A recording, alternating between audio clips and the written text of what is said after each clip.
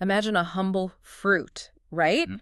But give it a passport. It's crossing continents, landing in these glamorous new markets. Yeah, sounds like quite the adventure. It really does. Well, we've been digging into a story that's honestly much richer than just fruit.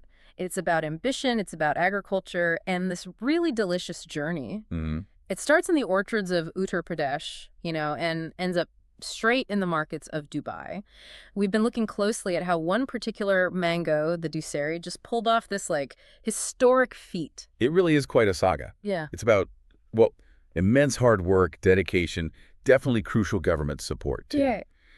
And that drive that's now putting a specific part of India's agriculture firmly on the world map. Yeah. What's really compelling here is how this one event, Mm. June 15th, 2025, this shipment of 1,200 kilograms of these amazing mangoes, it wasn't just a sale. No. It was symbolic. It marked the first time these local farmers directly stepped onto such a big international stage like this. Okay, so let's unpack this. The star here is the Dussehri mango. If mangoes had a VIP section, Yeah. this one would be front and center. It comes from Malihabad, a small but really vibrant town in Uttar Pradesh's Lucknow district. Right. And its claim to fame isn't just, the melt-in-your-mouth sweetness or that incredible smell, which it definitely has. Oh, absolutely. It also has this official badge, a geographical indications tag, a GI tag. Mm. It's had that since 2010. And that's important. It is. It's not just some fancy label. It's a guarantee.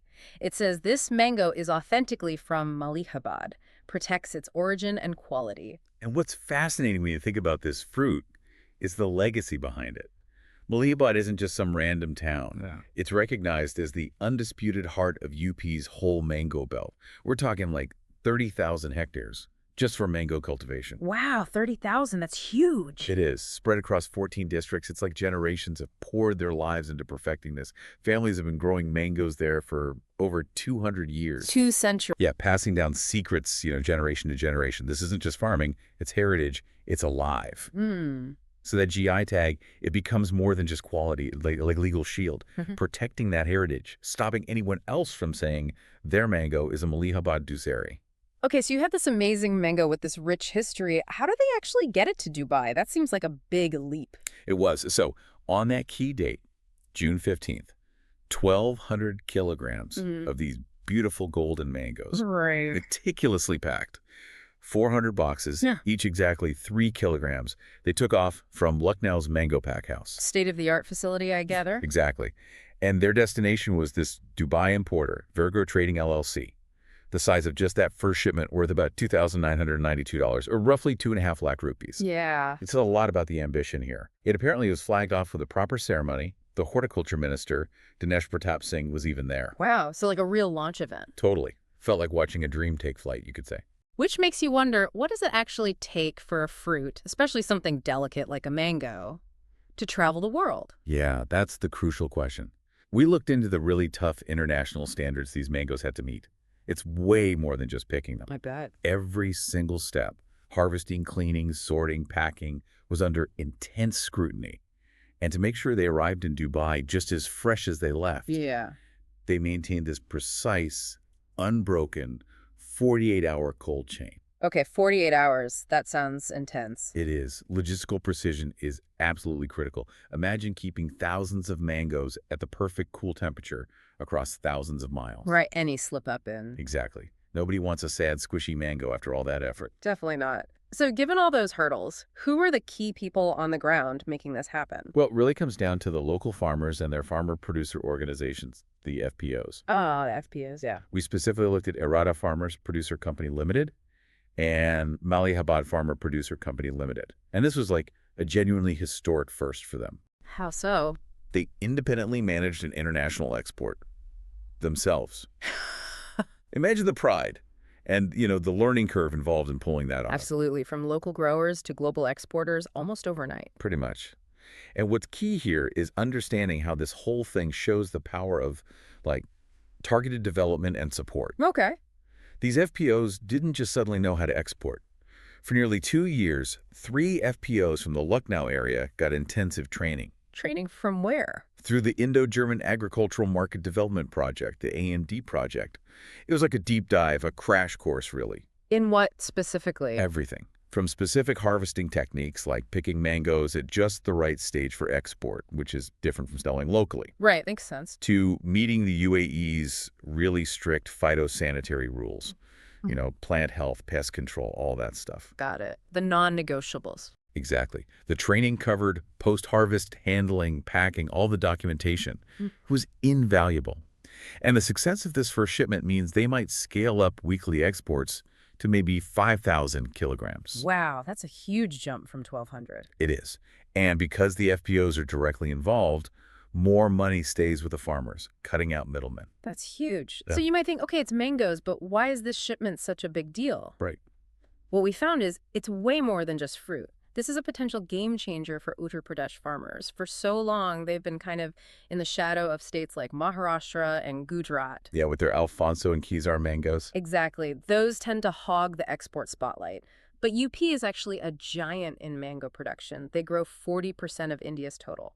40%, that's massive. Over 4.5 million tons a year. Right. So this Dubai shipment is directly challenging that old story. It's giving these farmers a chance to earn more, reach new markets, and show the world that Dussehri is amazing too. And that connects directly to, well, economic empowerment. More exports mean more income for these farmers. Simple as that, but profound. It really is. Yeah. And it's not just abstract numbers. It means real things, maybe finally affording a tractor, sending kids to better schools, just improving their lives in tangible ways. Things that might have seemed out of reach before. Exactly. And the government's role, particularly Chief Minister Yogi Adityanath's administration, seems crucial here. The Horticulture Minister, Dinesh Pratap Singh, laid out a clear vision. Get UP mango farmers established globally. Providing support all the way. Yeah, from production right through to meeting international standards. They're even looking at doing this for other popular types like chauza and langda. Interesting. So let's zoom out then. Where does India stand in the global mango scene? Well, India is definitely the mango king globally. We produce about 21 million tons a year. That's that 40% of the world's total we mentioned. Incredible numbers. They are. But historically, even with all that production, we've been kind of playing catch-up in exports, like a sleeping giant. Well, back in 2007, India exported just 157 tons to the U.S.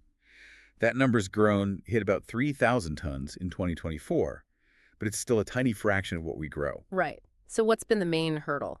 A big part of it is those strict international market rules. Pests, shelf life, overall quality standards. The phytosanitary stuff again? Exactly. And things like fruit flies can just shut down access. This is where advanced tech like radiation processing becomes really important. Radiation, how does that help? It basically neutralizes pests without harming the fruit, making it meet import standards. States like Maharashtra have facilities like Kairushak that do this. Okay. Uttar Pradesh has maybe lagged a bit behind in having that kind of infrastructure readily available. But this Dubai export, it clearly signals they're ready and ambitious now. They want a bigger piece of the global mango pie. And they're competing with others too, right? Oh, definitely. It's interesting. Neighbors like Pakistan have often exported more of their varieties, like Sindri and Chausa. They have established routes, maybe a more streamlined process sometimes. So Dussehri needs more than just taste. Exactly. It needs strategy. But the Dussehri has serious advantages. Its sweetness level measured in bricks is really high, like 22, 24. Higher than Alphonso. Generally, yeah. Alfonso's maybe around 20. Kizar 18, 19. Plus, it has that protective GI tag, so it's a really strong contender, ready to make its mark. So what's next then? If this Dubai shipment is a success, where do they go from here? Well, like we said, the sky's the limit, potentially. Weekly exports could scale up to that 5,000 kilogram mark. Okay. And other favorites like chausa and langda might soon follow. We even heard talk about exploring sea routes. Sea routes, instead of flying. Yeah. Air freight is fast, sure, only 2 days. But it's expensive. Sea routes take longer, maybe 8 or 9 days. Right. But they're much, much cheaper. Imagine a whole container ship full of Malihabad mangoes crossing the Arabian Sea. That changes the whole economic picture. Definitely makes larger volumes more feasible. Absolutely. And this isn't totally new territory for UP in terms of interest. They've had orders from Dubai, Malaysia, Singapore, Japan, even back in 2010. Oh, really? So what's different now? The scale? And crucially, the direct involvement of the FPOs managing it themselves. That means more money stays local with the farmers. That's the key difference. Got it. Empowering the producers directly. Precisely. Plus, you have innovation happening. The Indian Agricultural Research Institute, IRI, They're already crossing Dussehri with other types. Creating hybrids. Yeah, like Amrapali and Malika. Yeah. These new ones combine that amazing Dussehri sweetness with a longer shelf life. Ah, so potentially better for those longer sea voyages or reaching further markets. Exactly. It opens up even more possibilities globally. Wow. So we followed this journey starting in these, dusty orchards in Malihabad Hmm. and ending up in the bright, bustling markets of Dubai, all thanks to a fruit. But it's more than that. So much more. It's a testament to the farmers' hard work, their resilience, the vision from the government support, and yeah, the sheer deliciousness of the Dussehri mango. It's quite a transformation. It really makes you think, doesn't it, how a seemingly small agricultural export can have such huge economic and social ripple effects, Yeah. transforming lives, putting a whole region on the global stage. Kind of encourages us to look at everyday things like the food we eat differently, understand the stories behind it, the labor, the innovation, the ambition. Absolutely. So, the next time you bite into a mango, maybe pause and think about its journey. This whole story isn't just about fruit, is it? It makes you wonder what other humble local products out there might just be waiting for their chance to take a leap onto the world stage? What could be the next Dussehri?